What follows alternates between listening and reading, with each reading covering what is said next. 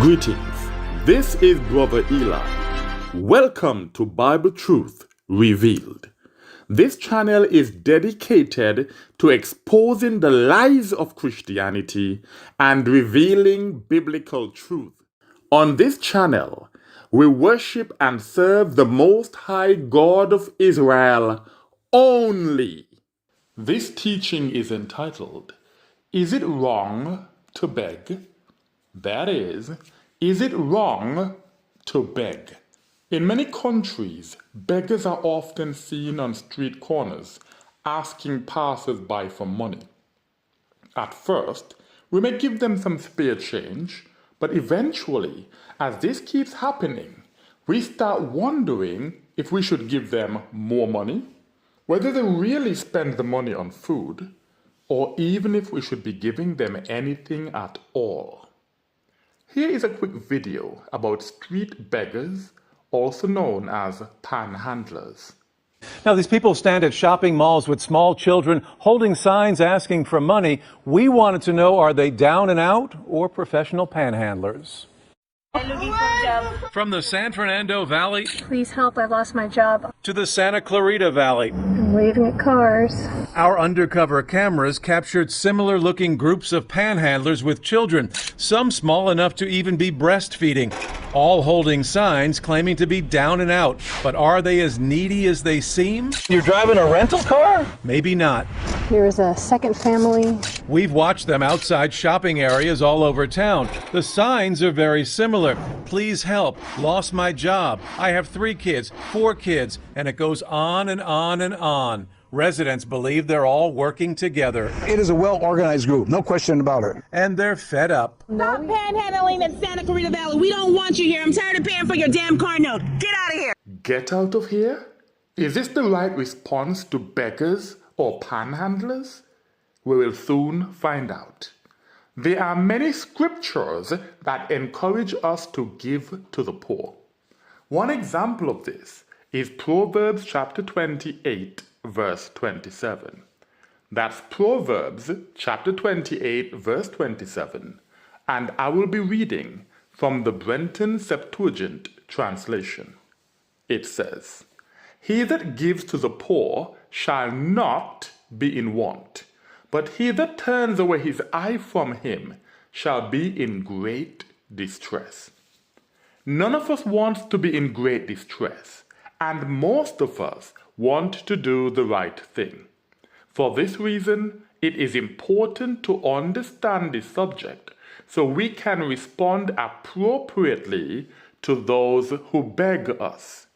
Therefore, in this teaching, we will explore the scriptures to answer the following questions. 1. Is it wrong to beg? 2. How should we respond to the poor? 3. Who should we give to? 4. Who should we not give to? And 5. Should we give to charities? Question 1. Is it wrong to beg? The Merriam-Webster Dictionary defines the word beg as to make a request to someone in an earnest or urgent manner. In 1 Kings chapter 21, which is 1 Samuel chapter 21 in the KJV, David was running for his life because King Saul wanted to kill him. He went to Abimelech the priest and requested in an earnest manner that he give him some loaves or bread. In other words, David begged Abimelech for bread. As this was not wrong, Abimelech gave David the bread that he begged him for. Let's read about this in 1 Kings chapter 21, verses 4 and 7. Again, this is 1 Samuel chapter 21 in the KJV. I'm reading verses 4 and 7. It says, And now, if there are under thy hand 5 loaves, give into my hand what is ready. So Abimelech the priest gave him the shewbread, for there were no loaves there, but only the presence loaves, which had been removed from the presence of the Most High, in order that hot bread should be set on the day on which he took them.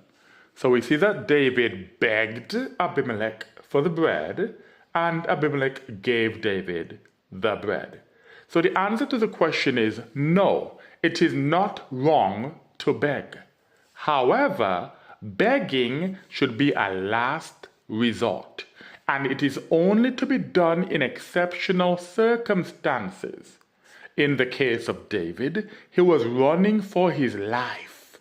This means that although David begged in this unique situation, he was not a beggar. Begging in a unique or exceptional situation does not make one a beggar. Let's look at the definition of the word beggar so I can further clarify this point. The Merriam-Webster Dictionary defines the word beggar as a person who lives by begging. Again, a person who lives by begging.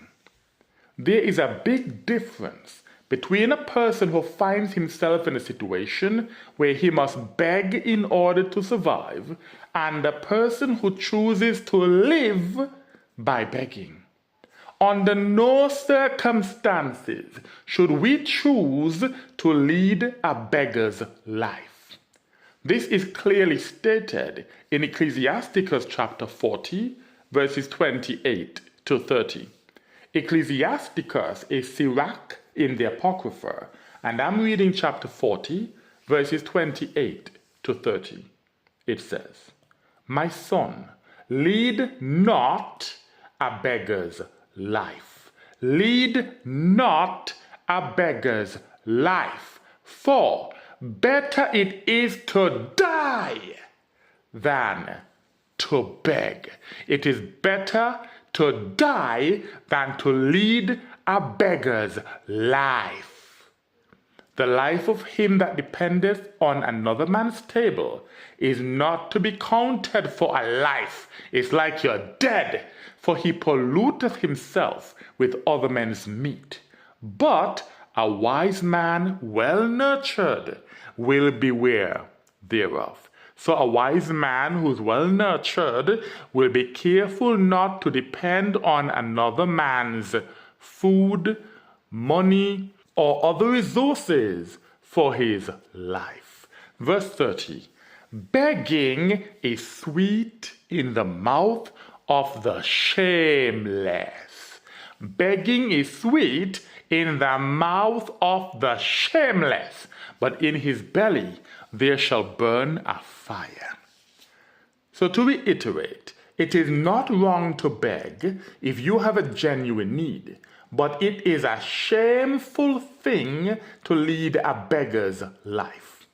Of course, shameless beggars will try to convince you that they have a genuine need, even when they don't. This is particularly true of those on Facebook, TikTok, and other social media platforms. They always have some sob story that you can never verify. They just expect you to take their word for it.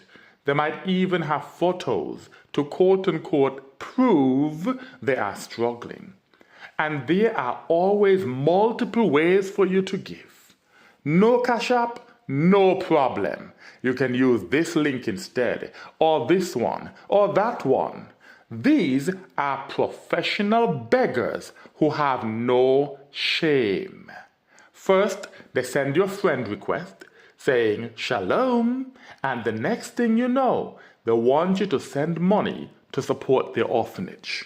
However, if you could research this complete stranger, you would find that in most cases, the problems they describe to you do not really exist.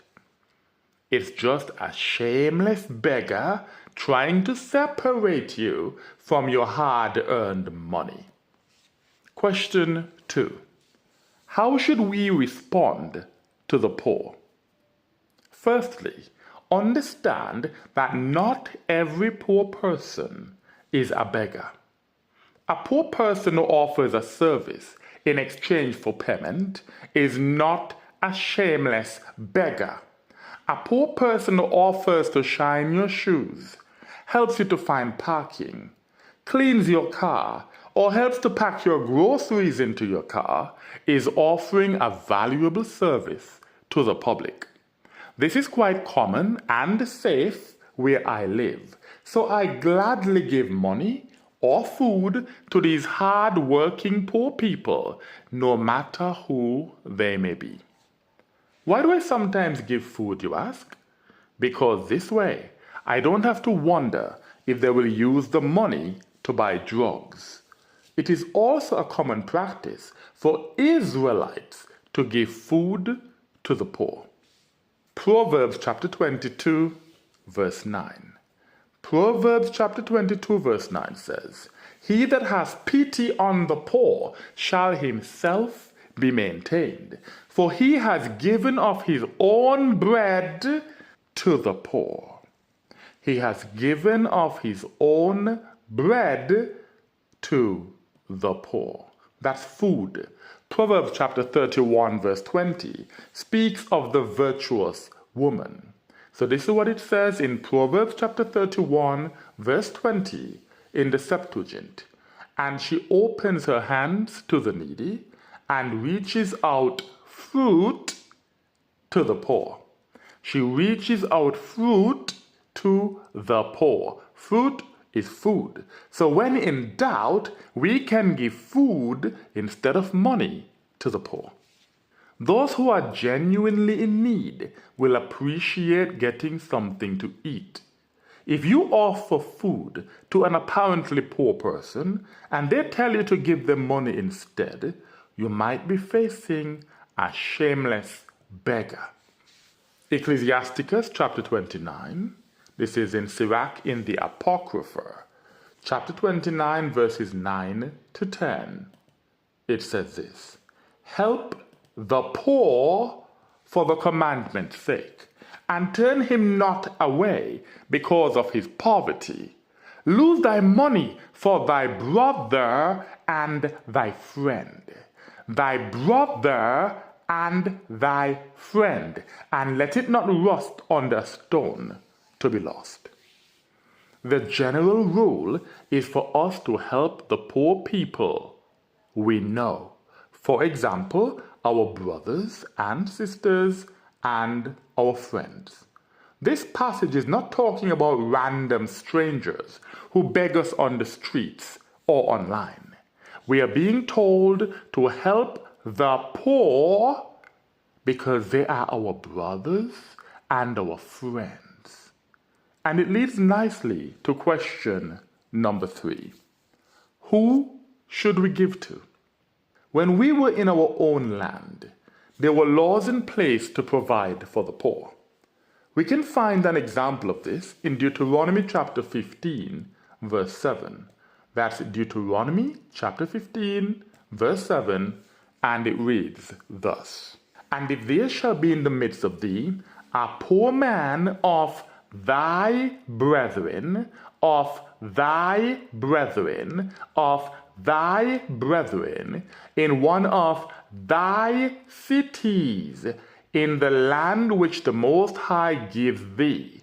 So this is a poor man of thy brethren in the land which the Most High gives thee. "Thou shalt not harden thine heart, neither shalt thou by any means close up thine hand from thy brother, thy brother, thy brother who is in want." This is talking about giving to the poor of our brethren, our own people, when we are in the land that the Most High gave to Abraham, Isaac, Jacob, and their descendants. So what about the stranger, Gentiles, non-Israelites? Are we required to provide for them? We provided for the stranger when we were in our own land. We can read about this in Leviticus chapter 19, verses 9 to 10. That's Leviticus chapter 19, verses 9 to 10. And it says, And when ye reap the harvest of your land, this is the land that was given to the Israelites. Ye shall not complete the reaping of your field with exactness, and thou shalt not gather that which falls from thy reaping, and thou shalt not go over the gathering of thy vineyard, neither shalt thou gather the remaining grapes of thy vineyard. Thou shalt leave them for the poor and the stranger. I am the Most High. When we reaped the harvest of our land, we were supposed to leave the gleanings, the leftovers, for the poor and the stranger. So this law tells us exactly what to do when we are in our own land. Nevertheless, we are not currently in our land. Therefore, we still need to discover who we should give to while we are in the lands of our captivity. The best way to do this is to find an example of a righteous Israelite who gave to the poor while in the land of captivity.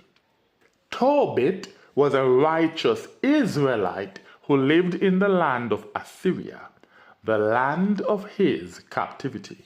Let's see how he decided who to give to. Tobit chapter 1, I will read verse 3, then verses 16 to 17. That's Tobit chapter 1, verse 3, then verses 16 to 17. It says, I, Tobit, have walked all the days of my life in the way of truth and justice, and I did many alms deeds.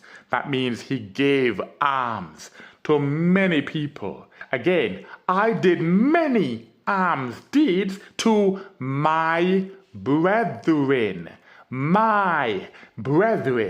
and my nation. Tobit was in the midst of the Assyrians. He was not in his land. And in the land of captivity, he did many alms deeds to his brethren and to his nation, who came with me to Nineveh, into the land of the Assyrians. So we, like Tobit, must give alms to our own people. We are not required to give to the other nations. Verse 16. And in the time of Enemisar, I gave many alms to my brethren, and gave my bread to the hungry, and my clothes to the naked. And if I saw any of my nation dead, or cast about the walls of Nineveh, I buried him. Again, just like Tobit, we must give alms to our brethren and feed the hungry and clothe the naked of our own people. And for those who are not persuaded by Tobit's example, let's turn to Isaiah chapter 58, verse 7. Isaiah chapter 58, verse 7 says, Break thy bread to the hungry, and lead the unsheltered poor to thy house. If thou seest one naked, clothe him, and thou shalt not disregard the relations of thine own seed. Thine own seed. Thine own seed. Isaiah is saying the same thing that Tobit said. Look after the poor of your own people. Now let's break this verse down. It says, break thy bread to the hungry, and lead the unsheltered poor to thy house. This commandment is not suggesting that we should bring every homeless person to our house. It would be foolish to do so.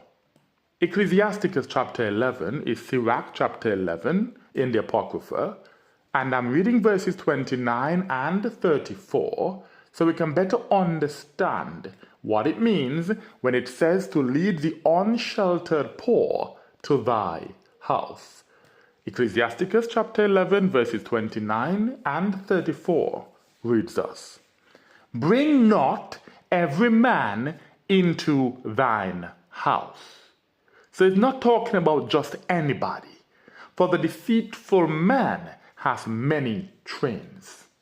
Receive a stranger into thine house, and he will disturb thee and turn thee out of thine own. The homeless person that you take in must be someone you know very well, not a total stranger. So the second part says, Thou shalt not disregard the relations of thine own seed. Thine own seed means our own flesh and blood. This means we must give to our own people, the children of Israel. However, if a poor person happens to be an Israelite, this does not automatically mean that we must give to him. There is another criterion that must be satisfied before we are required to give to a poor person. Let's read about this in Tobit chapter 2, verses 1 and 2. Tobit chapter 2, verses 1 and 2 says this: Now when I was come home again, and my wife Anna was restored unto me, with my son Tobias, in the feast of Pentecost, which is the holy feast of the 7 weeks, there was a good dinner prepared me, and I sat down to eat. And when I saw abundance of meat, I said to my son, Go and bring what poor man soever thou shalt find out of our brethren. Our brethren. Our brethren. Again, go and bring what poor man soever thou shalt find out of our brethren, from our nation, the children of Israel, who is mindful of the Most High. And lo, I tarry for thee. So this person must be of our brethren, and he or she must be mindful of the Most High. We are required to give to poor Israelites who are mindful of the Most High. This is not saying that we cannot give alms to righteous strangers, only that we are not required to do so. In the land before captivity, our priority must be meeting the needs of righteous Israelites. For those who are wondering what a poor Israelite who is mindful of the Most High looks like, here is an example. You want the liquor or the food? I don't drink liquor. I'm a woman of God. And why did you say no to the liquor? It destroys your body. My body is the temple of the Most High. I'm homeless, but I don't beg for food. I don't sell my body. God didn't tell me to do that. He gave me too much intellect and too many skills and abilities for me to do that. When the Lord said, when you need help, look to the hills from whence cometh your help coming from the Lord, the maker of heaven and earth. He says, the joy of the Lord is your strength. That's what gives me the strength to make it through everything out here, all my struggles. I'm glad you showed up, because, brother, it's about to rain and I need an umbrella. I was wondering if I gave you $10, could you go to the CVS for me and get an umbrella? How about this? I really love your spirit, your attitude. Either way, here you go. Oh, thank you, brother. Cool. Appreciate you. This is a type of person that Tobit and I would give to while expecting nothing in return. She is of our brethren, and she is mindful of the Most High. Question 4. Who should we not give to?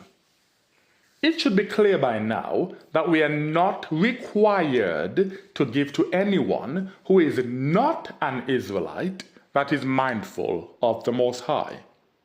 Following this simple rule can prevent us from being ripped off by fake beggars who are shameless, wicked people who seek to become rich by deceiving unsuspecting, kind-hearted people into parting with their hard-earned cash. Let's learn about these fake beggars so we can have a better understanding of who we should not give to. In the Encyclopedia of World Problems and Human Potential, under the heading Beggars, quote 1 says this: individuals may gain all or part of their living by begging, whether from door to door or in public places. In some cases, attempts to increase such income may be made by deforming or mutilating the body. Again, attempts to increase such income may be made by deforming or mutilating the body. This may be done deliberately by the beggar, or may be done by an adult, possibly the parent, dependent on the begging of children. Some shameless people who choose to lead a beggar's life are willing to go as far as to deform themselves or pretend to have a disability in order to tug at the heartstrings of compassionate people and get them to hand over their money. Here is one such example. My wheelchair today and all my coins. Somebody take it. Gary Thompson is known as the bogus beggar of Kentucky. I appreciate you guys busting me. Thompson is infamous in the bluegrass state for pretending he's disabled. He reportedly has a degree in speech pathology and easily imitates the voice of a mentally disabled man. My big boy. I'm just playing. I gotta go, y'all. I gotta make some money. This wheelchair-hugging huckster is rolling in the dough. Thompson claims he makes 6 figures tax-free from his pathetic panhandling act. Gary Thompson is an example of a shameless beggar. Quote 2 says, frequently, beggars make more money begging than if they work. A beggar in China is reported to have made an average daily income equal to a month's salary for a worker. So in one day, this Chinese beggar makes the same amount of money that a worker in China would make in an entire month. Beggars make more money begging than if they work. Begging is truly sweet in the mouth of the shameless. Let's learn more about the fake beggar, Gary Thompson. What's wrong with you? Mine was hit by a truck when 9-year-old, but I know hurt that bad. Just a little bit. Left side hit me 3 cents.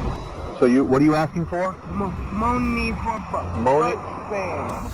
You're really Gary Thompson. Yeah. My name is John Bull with Wave. Been watching you. You're the bogus beggar guy that makes $100,000 a year, right? Yeah, you are. You got a degree in speech pathology? No.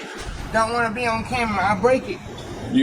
I will break it. You can't. I thought you couldn't get out of your. I can walk a little bit. I know you can walk. I got video of you walking. This is not a unique example. A quick internet search will reveal many examples of fake beggars being exposed. I first learned about fake beggars when I was a Christian, and the head pastor of my church was arrested for pretending to be a homeless beggar in London. He was a very wealthy man who was already making a killing from the tithes and offerings collected from his network of churches. Yet, because of his insatiable greed, he also had a side hustle as a street beggar. You cannot make this stuff up. To learn about the tithing hustle and why you must stop paying tithe, please listen to my teaching entitled, Does God Want Our Money? That is, does God want our money? Now let's learn about the world's top 3 richest beggars. Number 3 reminds me of my ex-pastor. Look at this. Number 3, Simon Wright.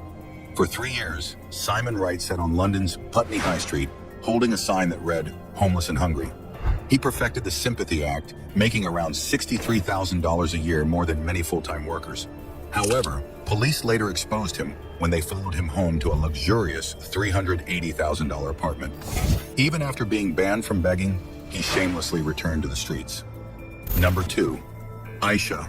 For over 50 years, Aisha, a blind old lady, begged on the streets of Saudi Arabia. No one suspected that she was secretly a millionaire. When she passed away in 2014, her hidden wealth was revealed: gold coins, jewelry, and real estate worth $1.07 million. Number 1, Bharat Jain. The crown for the richest beggar goes to Bharat Jain, a 53-year-old from Mumbai. He collects about $25 to $30 per day, totaling nearly $900 a month. But here's the shocking part: he owns 2 apartments worth over $1 million each, and even rents out a shop for an extra $120 per month. Begging is sweet in the mouth of the shameless. To understand the covetous spirit that causes these wicked people to be so greedy, please listen to my teaching entitled, Should We Get Rich or Die Trying? That is, should we get rich or die trying? Tobit chapter 4, I'll be reading 7i to 7k, which is verses 16 to 17 in the KJV. So in the Septuagint, it's Tobit chapter 4, verses 7i to 7k, and in the KJV, it's verses 16 to 17. It says, Give of thy bread to the hungry, and of thy garments to them that are naked, and according to thine abundance give alms, and let not thine eye be envious when thou givest alms. Pour out thy bread on the burial of the just, but give nothing to the wicked. Give nothing to the wicked. We must not give alms to wicked people, meaning anyone who rejects the Most High. If they do not love and obey the Most High, give them nothing. The question can then be asked, how can we distinguish between poor people who are wicked and those who are mindful of the Most High? The answer to this question is found in Ecclesiasticus chapter 12. This is Sirach chapter 12 in the Apocrypha, and I'm reading verses 1 to 2 and verses 4 to 7. Again, it's Ecclesiasticus chapter 12, verses 1 to 2 and verses 4 to 7. It says, When thou wilt do good, know to whom thou doest it. Therefore, if you're going to give to someone, make sure you know the person you're giving to. If you know it's a wicked person, give him nothing. If you know it's a good Israelite that's mindful of the Most High, by all means, give generously. Again, when thou wilt do good, know to whom thou doest it. So shalt thou be thanked for thy benefits. Do good to the godly man. That's the man that's mindful of the Most High. And thou shalt find a recompense. You will be repaid. And if not from him, yet from the Most High. So you do good to the godly man. And if he can't repay you, don't worry about it, because the Most High will repay you. Verse 4. Give to the godly man and help not a sinner. If you know that someone is a sinner, don't give them anything. Do not help sinners. Do well unto him that is lowly, but give not to the ungodly. Hold back thy bread and give it not unto him, lest he overmaster thee thereby. For else, meaning if you give to the ungodly, if you give to the sinner, thou shalt receive twice as much evil for all the good thou shalt have done unto him.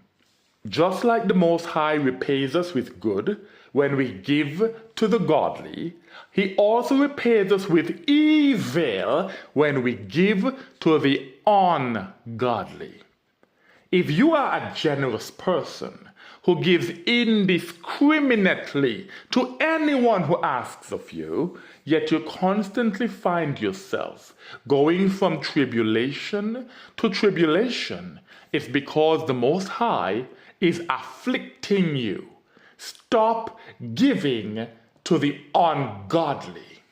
This may come as a shock to many people, but the Most High does not want us to give indiscriminately.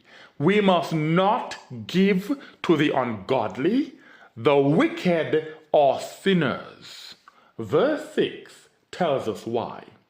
It says, "For the Most High hateth sinners." Again, the Most High hateth sinners, and will repay vengeance unto the ungodly, and keepeth them against the mighty day of their punishment. Many times when we see sinners begging, whether on the streets or online, it is because the Most High is afflicting them.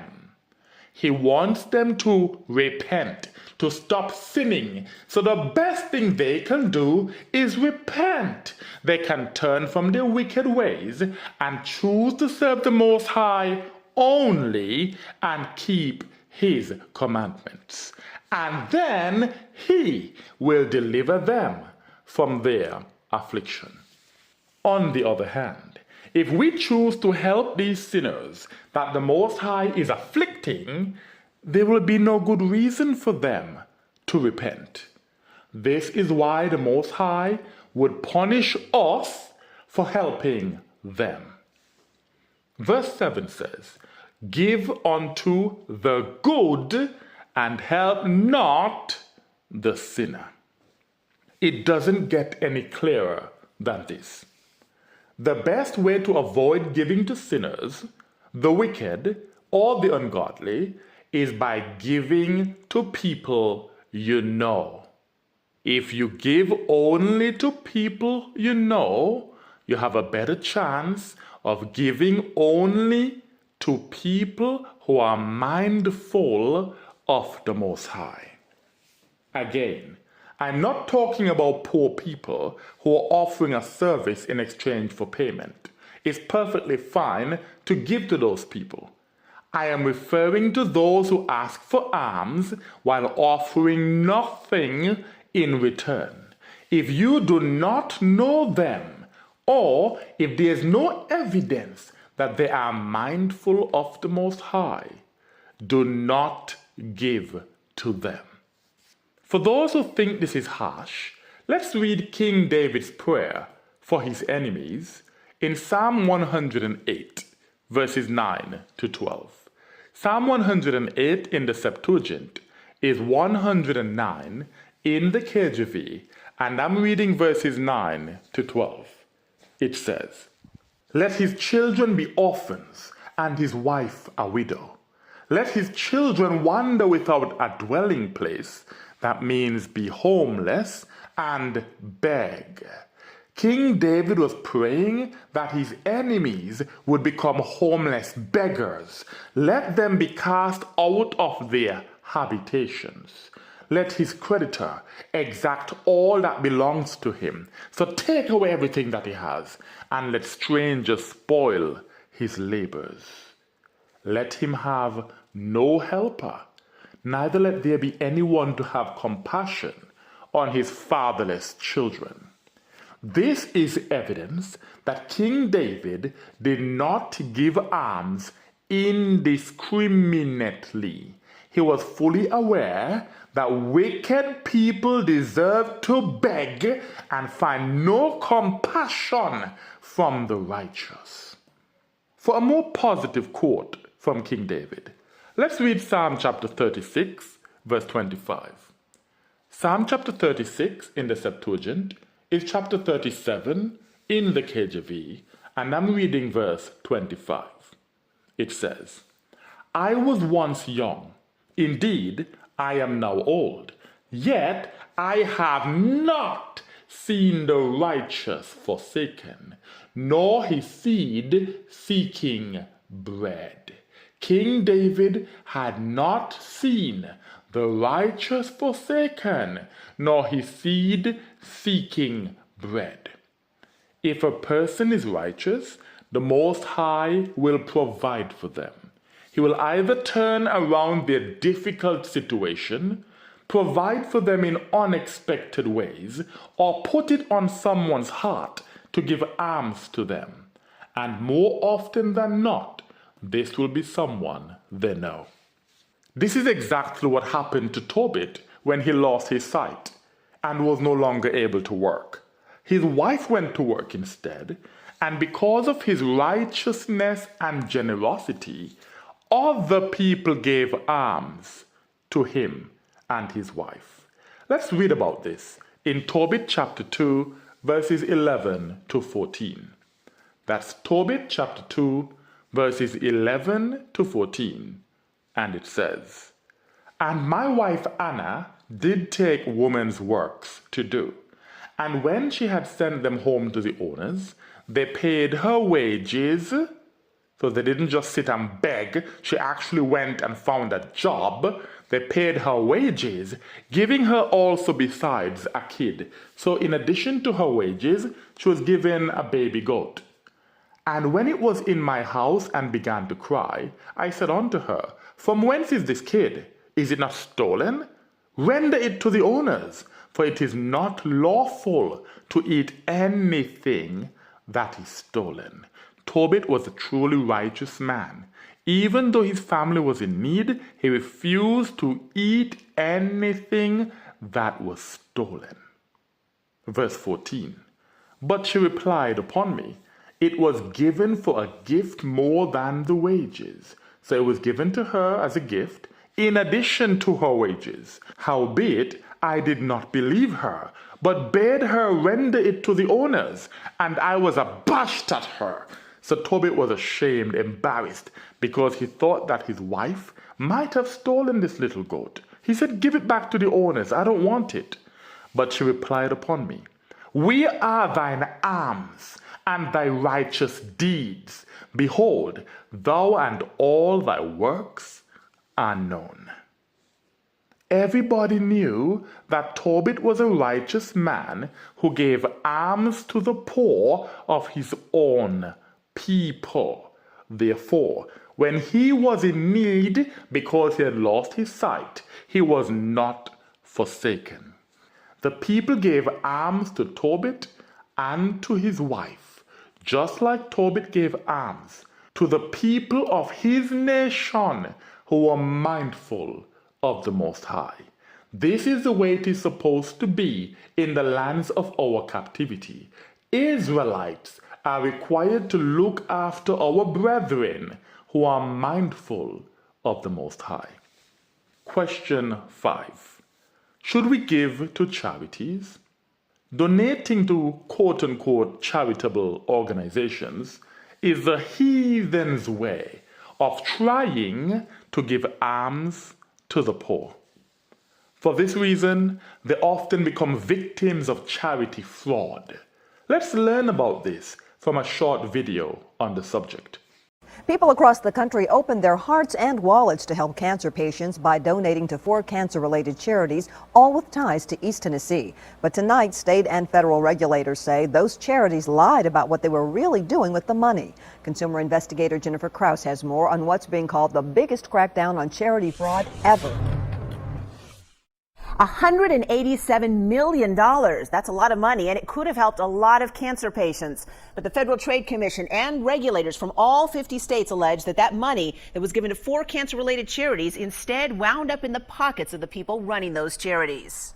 The 4 charities use names like the Cancer Fund of America, Cancer Support Services, Children Cancer Fund, and the Breast Cancer Society. The Cancer Fund was based in Knoxville, and Tennessee Secretary of State Trey Hargett says the others all had strong ties to East Tennessee. The investigation found the defendants lied to people across this nation and would often use 85% or even more of every donation to pay themselves, family, or friends. At every turn, they chose to help themselves over the people they claimed to be helping. Instead, the Federal Trade Commission says in its complaint that most of that money went to pay for cars, expensive vacations, college tuition, gym memberships, and tickets to concerts and sporting events for the people in charge. The government says the charities also use donations to give themselves and family members huge salaries. Federal and state regulators hope to send a strong message. When you find the generosity in your heart to open your wallet to help others, the last thing you should worry about is that a charity is going to rip that money away from those who truly need it. The best way to ensure your hard-earned money goes to those who truly need it is to give it to them directly. We do not need to use so-called charities to give to the poor. Tobit did not give to charities in the land of Assyria. He gave directly to the poor of his people who were mindful of the Most High. Let's learn more about charity scams and hear some good advice from the Better Business Bureau. As Texans rush to help those in need, a troubling trend has emerged. Scammers are preying on those wanting to lend a helping hand. 12 News reporter Cameron Burchett spoke to the Better Business Bureau of Southeast Texas today about how you can help without falling victim to a scam. Clayton, these scammers are preying on communities during a time of need. Today, Bonnie Riviere with the BBB of Southeast Texas showed us ways to not fall victim to scams when we give back. We all work hard for our money. We don't want people taken away from us. They come out in droves after tragedies. Scammers scam anytime, anybody, anywhere. And attempt to prey on those who have good intentions. They want that money however they can get it. She provided a few tips to ensure your money is going to those in need. Donate directly to the person or the family. If that's possible, that is the best way. While there are plenty of people who need help, Riviere has this cautious message. Give from your heart, but be careful where you're giving. Give from your heart, but be careful where you are giving. The scriptures make it clear that we must give alms to our brethren who are mindful of the Most High. This is the only way we can be confident that our money is going to the right place. In conclusion, it is not wrong to beg in extreme circumstances. However, we must never choose to lead a beggar's life by constantly depending on the generosity of other people. Israelites are required to give alms to the poor of our own people if they are mindful of the Most High. The best way to do this is to give to people we know. This way, we can avoid falling into the trap of giving to sinners, the ungodly, or wicked people who are trying to separate us from our hard-earned money. And we should definitely not give our money to charities. And with that, I say, salam.